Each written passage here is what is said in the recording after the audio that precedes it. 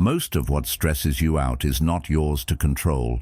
It's someone else's opinion, someone else's mistake, something from the past, or something that hasn't even happened yet. But here's the hard truth. The more time you spend worrying about the external, the more power you give it over your internal world.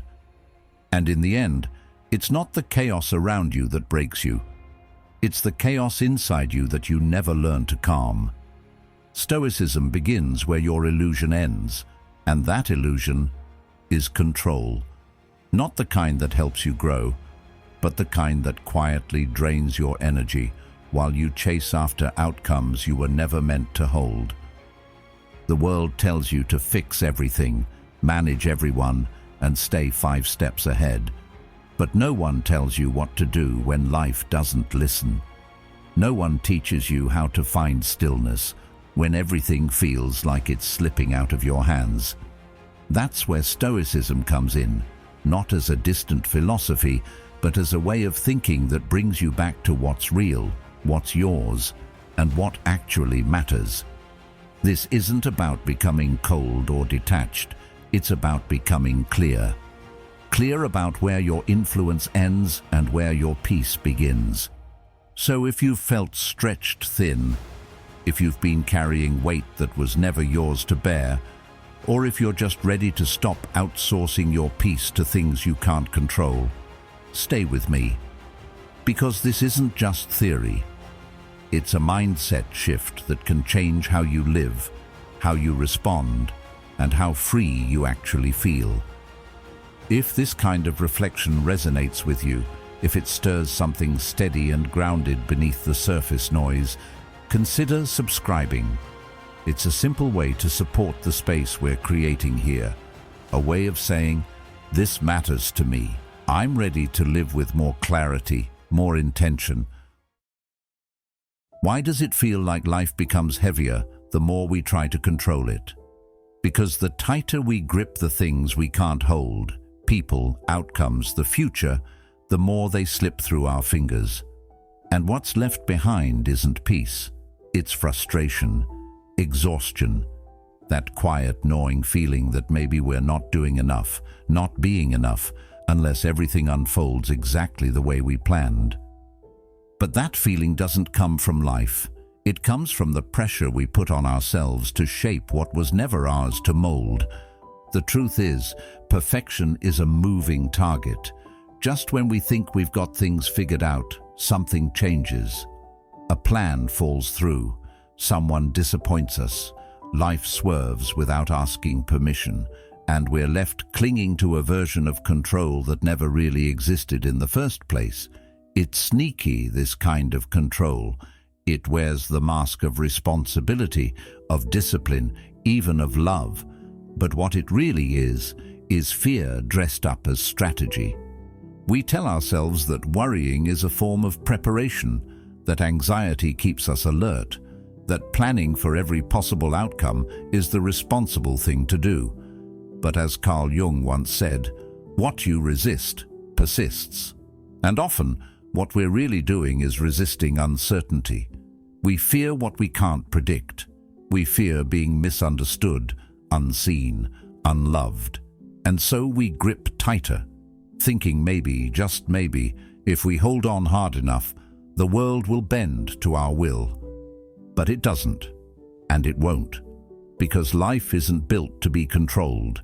It's built to be responded to. That's the shift Stoicism invites us into, not to become passive, but to become precise, to stop wasting energy trying to fix what's outside of us and start using that energy to master what's within. Socrates once said, "Know thyself." Not control everything around you, know yourself. And that's where the real power is. Not in making life go your way, but in knowing who you are when it doesn't. There's a kind of freedom that only shows up when you let go. Not in a careless, chaotic way, but in a deliberate, peaceful one.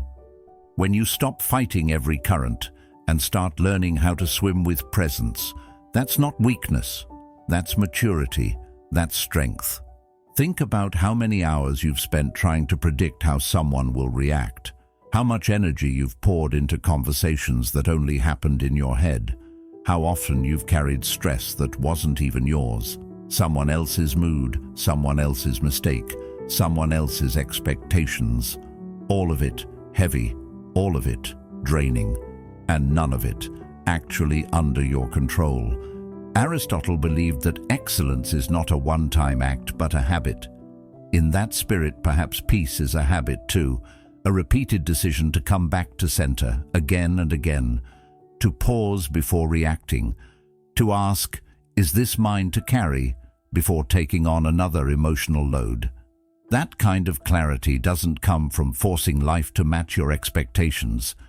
It comes from filtering life through your values. There's a quiet kind of wisdom in choosing not to engage every time your pride is poked. Not every insult deserves your attention. Not every delay requires your frustration. Letting go doesn't mean you don't care. It means you care enough about your energy to protect it. It means you trust that you don't need to control every detail to live a meaningful life. Plato once wrote, "The first and greatest victory is to conquer yourself." That's the heart of it, isn't it?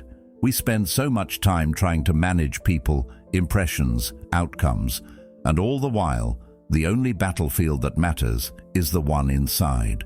Your thoughts, your reactions, your choices. And yet, self-control is quieter than control of others. It doesn't come with applause. No one cheers when you choose silence instead of argument, or when you decide to walk away from chaos rather than fueling it. But those small decisions, made over and over, create a kind of strength that can't be shaken by the noise of the world. There's a rhythm to peace. It's not frantic. It doesn't rush. It listens before it speaks. It observes before it assumes. It creates space between what happens and how you respond. And in that space, something powerful lives: choice. The freedom to choose how you show up, even when everything around you feels unstable. When we stop trying to control everything, we begin to see clearly what's truly ours: our attitude, our effort, our perspective. These are the tools of the Stoic, not control over the world, but alignment with it. Not resistance to what is, but resilience within it. So maybe the question isn't how do I control more, but how do I carry less? How do I return to what's mine and let go of what isn't? The next time life pulls you in every direction, when someone disappoints you, when a plan fails, ask yourself, where is my control right now? If it's in your thoughts, your breath, your next step, then that's where your strength is. Let the rest go. You don't have to fix everything. You don't have to hold everything. You only have to stand firmly in the truth of what you can influence and stop letting the rest decide your worth. Because true strength doesn't shout. It breathes, it trusts, it lets go, and keeps going. Let's make this simple. Life divides itself into two categories: what you can control and what you absolutely cannot.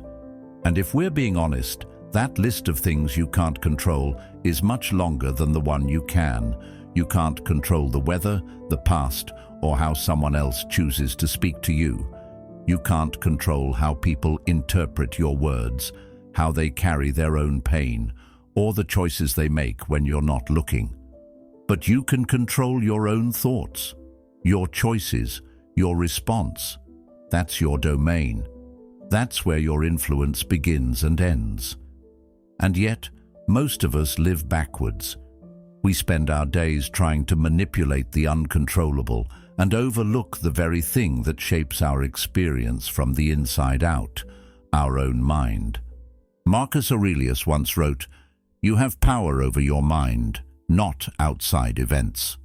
Realize this, and you will find strength."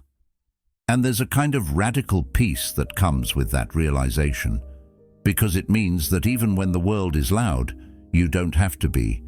Even when things fall apart, you don't have to fall with them. But that kind of control isn't loud or dramatic.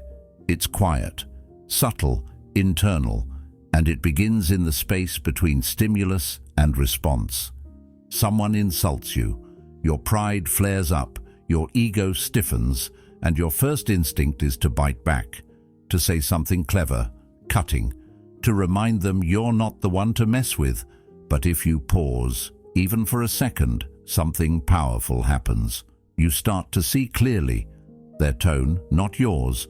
Their pain masquerading as disrespect, also not yours. The only thing that belongs to you in that moment is your reaction. And when you recognize that, you take your power back. Not by dominating the moment, but by refusing to be dominated by it. Socrates believed that self-knowledge was the foundation of all wisdom. Know thyself, he said again and again. But knowing yourself isn't just about understanding your strengths or passions. It's about understanding what is truly under your control. It's about recognizing that you don't need to attend every argument you're invited to, that your value isn't determined by someone else's inability to see it, that the world might be on fire outside your window, but if your inner world stays grounded, you haven't lost. Still, this mindset doesn't come naturally. From a young age, we're taught to focus outward. Be likable, get approval, win, fix, predict, prevent. But what no one teaches us is how to filter that chaos through something steady, our own clarity. We grow up thinking that if we just try hard enough, we can change how people see us. We think if we say the right thing, we can heal someone else's wounds. If we anticipate enough outcomes, we can avoid pain altogether. But that's not clarity, that's control dressed as fear, and it's exhausting.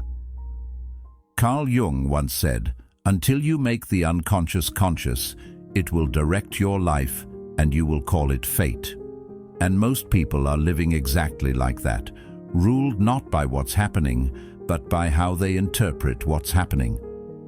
That's why two people can go through the same event and walk away with completely different experiences. One is destroyed, the other is defined, not because the situation was different, but because their mindset was. So what would it look like to flip the script?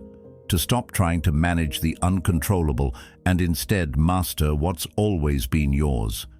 It would look like presence, like choosing to breathe when everything in you wants to react, like observing your emotions instead of being swept away by them, like noticing your thoughts without letting them boss you around. It would look like restraint, not because you're suppressing, but because you're directing. It would look like intentional action instead of impulsive reaction. And maybe most of all, it would feel like freedom. Not the loud kind that comes with control over others, but the steady kind that comes with control over yourself. Aristotle taught that the ultimate human good is to live in accordance with reason. And when you really understand that, you start to realize that so many of our struggles aren't about what happens. They're about what we believe about what happens. They're about the stories we tell ourselves. They disrespected me, so I must fight back. That didn't go my way, so I must have failed. But those are just narratives. And when you learn to challenge them, to interrogate them, you start living with reason instead of reactivity. You start choosing your responses instead of being owned by your instincts. None of this means life becomes easy. People will still push your buttons. Plans will still collapse. Emotions will still rise. But you'll meet those moments differently. Not with control over the situation, but with clarity within it. And that clarity is a kind of armor.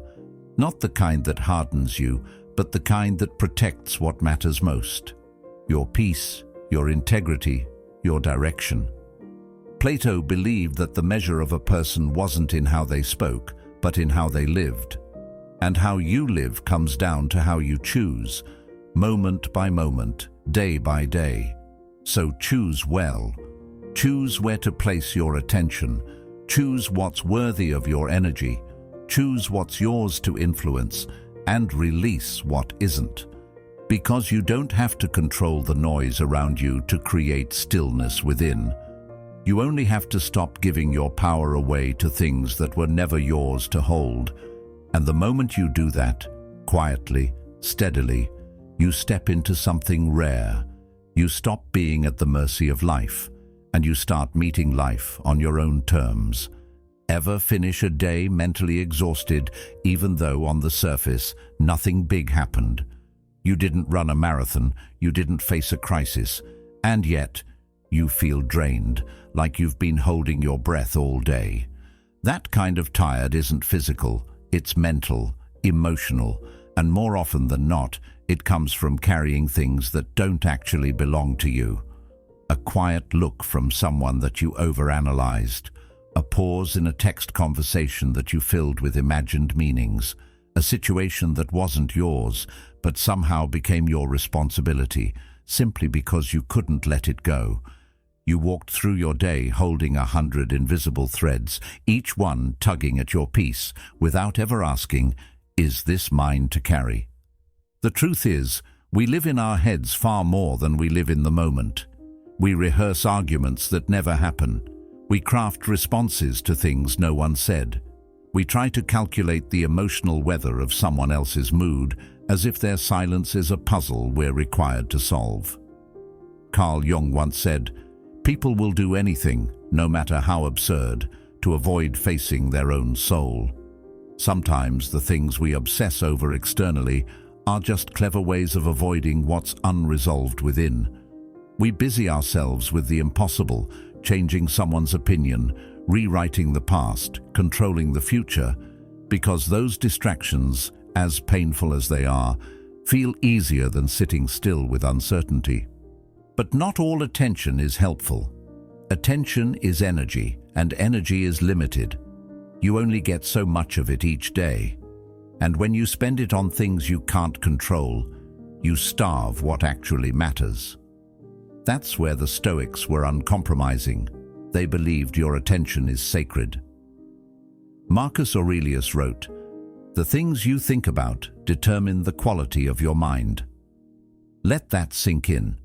Your focus isn't neutral. It shapes the kind of person you're becoming. The more you feed anxiety, resentment, or imaginary futures, the more those things take root in your inner world. Reclaiming your peace, then, isn't about doing more, it's about feeding less of what drains you. We often confuse reacting with responsibility. Someone says something rude, and we feel the urge to respond. A moment feels off, and we jump into fix-it mode. But not everything requires your reaction. You are not obligated to hold every emotion that passes through. Not everything that hurts you deserves a reply. Emotional maturity isn't about suppressing feelings. It's about choosing what to engage with and what to let pass. Because when you stop trying to control the tide, you finally learn how to swim. You begin to move with the current instead of fighting it. You begin to respond with intention instead of being pulled by every emotional wave. The exhaustion starts to lift, not because life got easier, but because you stopped trying to carry all of it at once.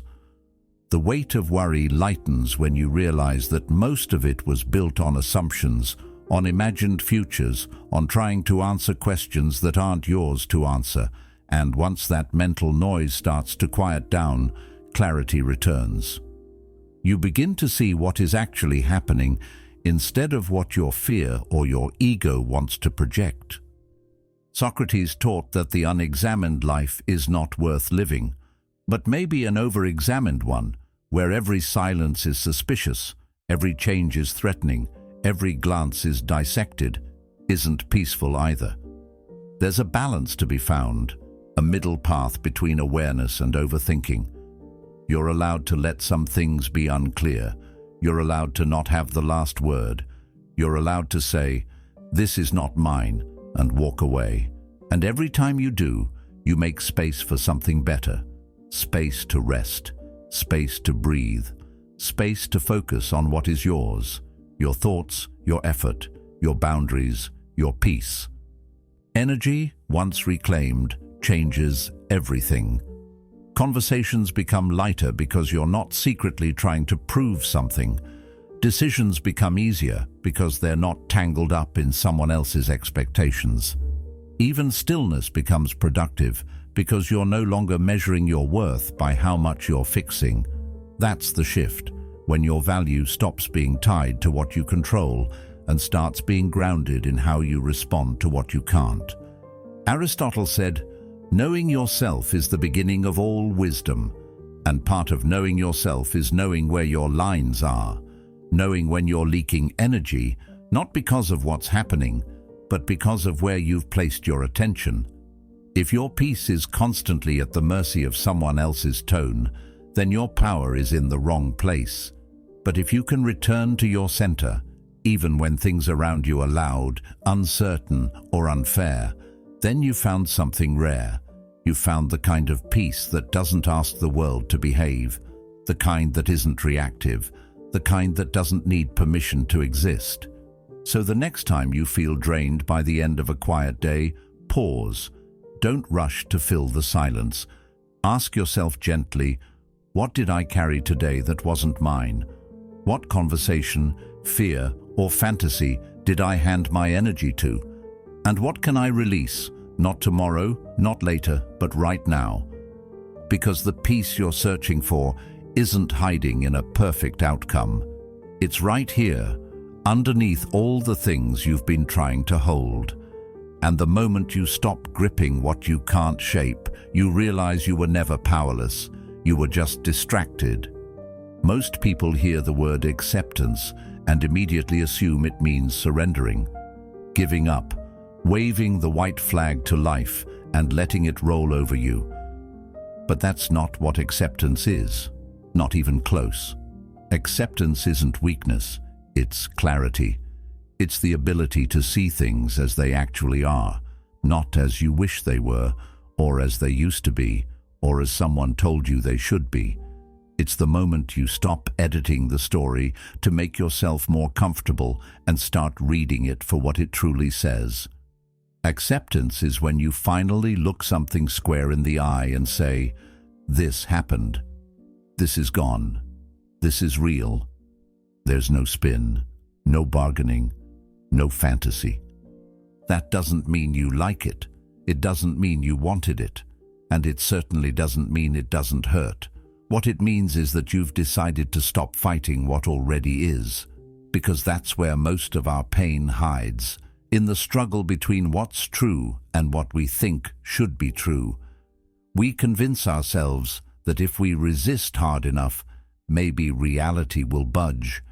Maybe people will become who we need them to be. Maybe the past will undo itself, but it doesn't. And while we wait, we waste time. We bleed energy. We think acceptance will trap us, when in fact it's the only way out. Because you can't change what you won't face. You can't fix what you refuse to admit is broken. You can't grow past a version of yourself you're still busy justifying. So when you finally accept something, fully, without conditions, that's when everything begins to shift.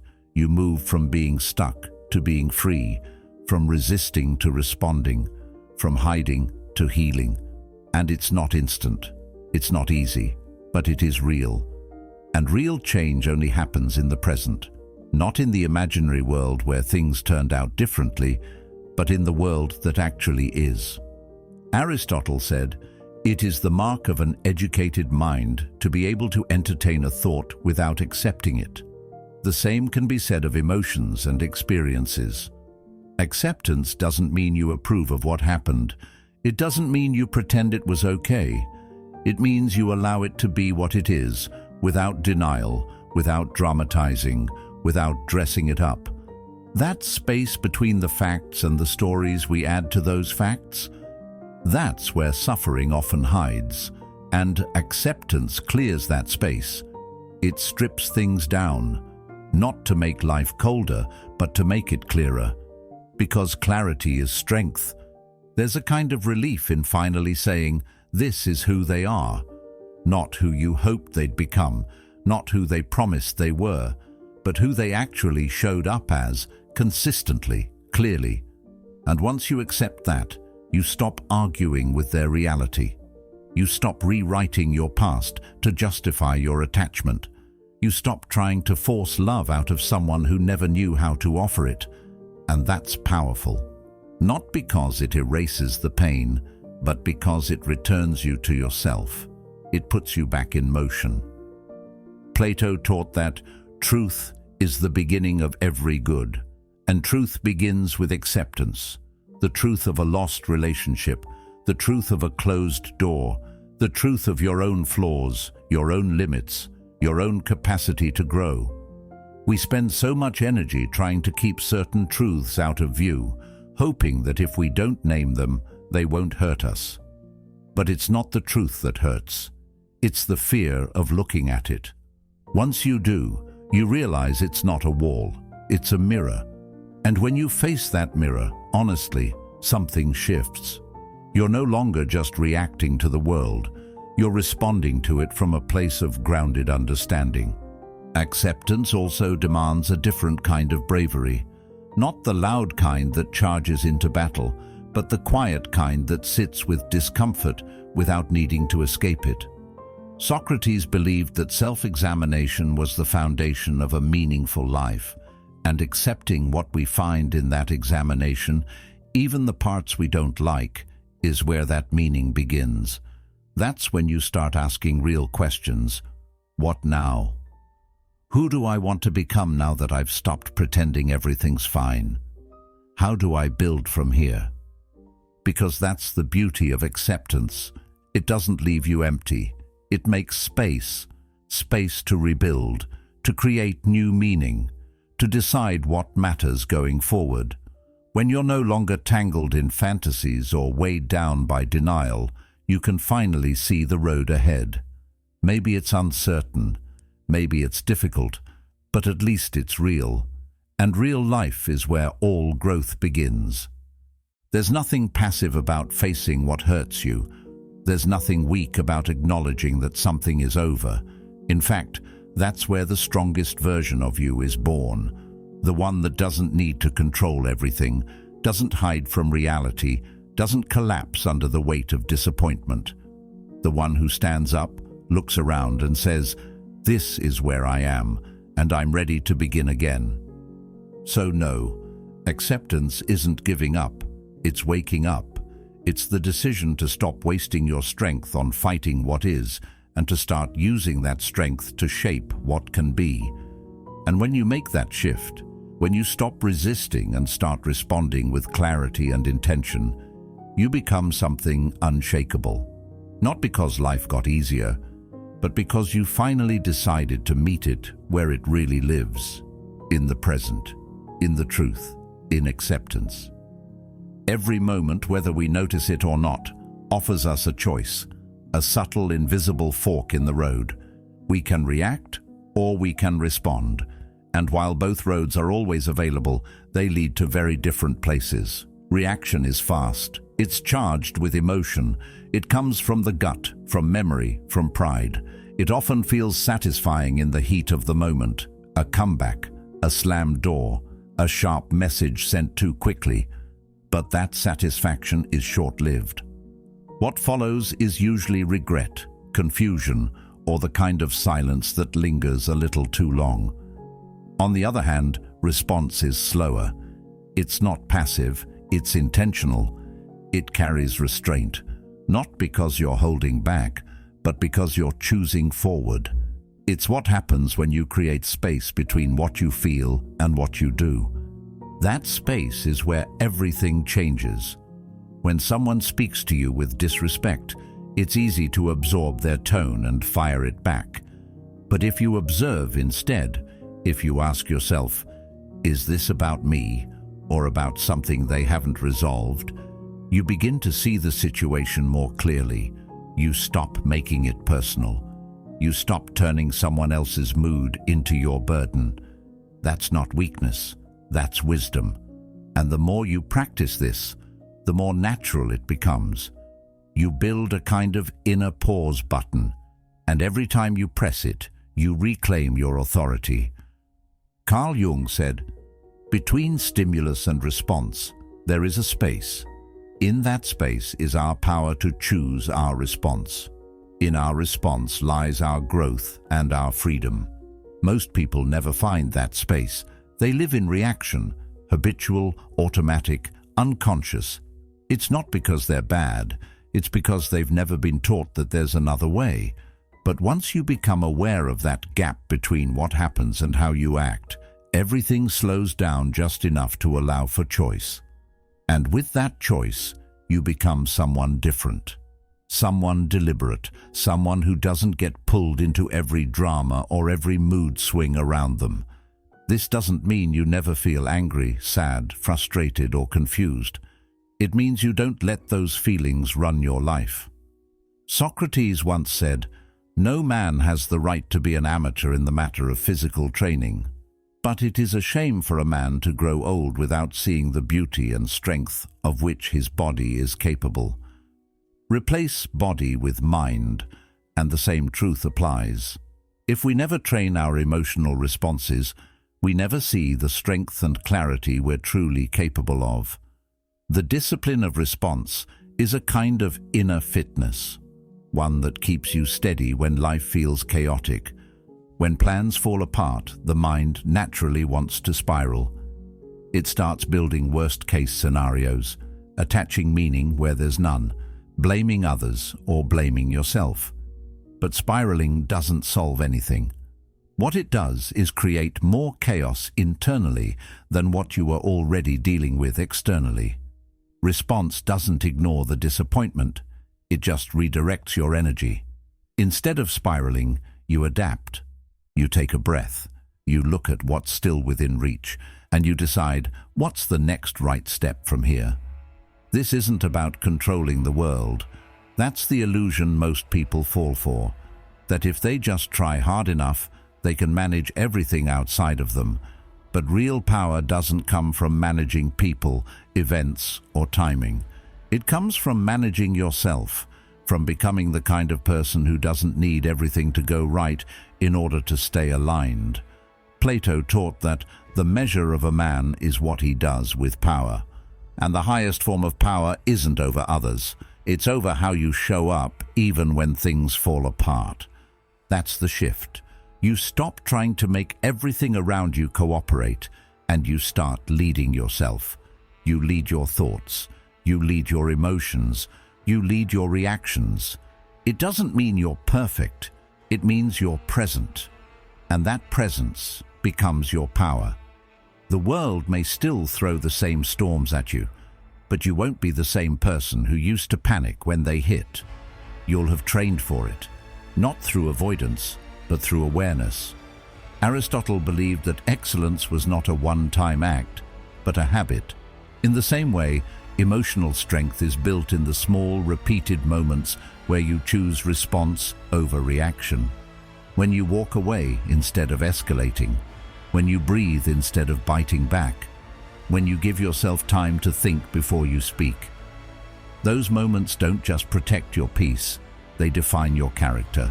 They show you that calm isn't just something you stumble into, it's something you build. And once you've built it, something incredible happens. Even chaos becomes a classroom. You stop seeing conflict as something to fear. You stop seeing change as something to dread. You start learning from discomfort instead of running from it. That's the real reward. Not just that you feel more in control, but that you become someone who doesn't need control to feel grounded. So the next time you feel the urge to react, pause, notice it, sit with it, and remind yourself that in this moment, right now, you have a choice. Not over what happened, but over what happens next. That choice is yours. And the more often you choose with clarity, the less life can shake you. Because peace isn't about perfect conditions. It's about mastering your response when conditions are far from perfect. That's the strength Stoicism points us toward. Not control over life, but control over how you live it. You don't need to control every moment to find peace. You just need to control how you meet it. Thanks for being here. and for being a part of Stoic Journal.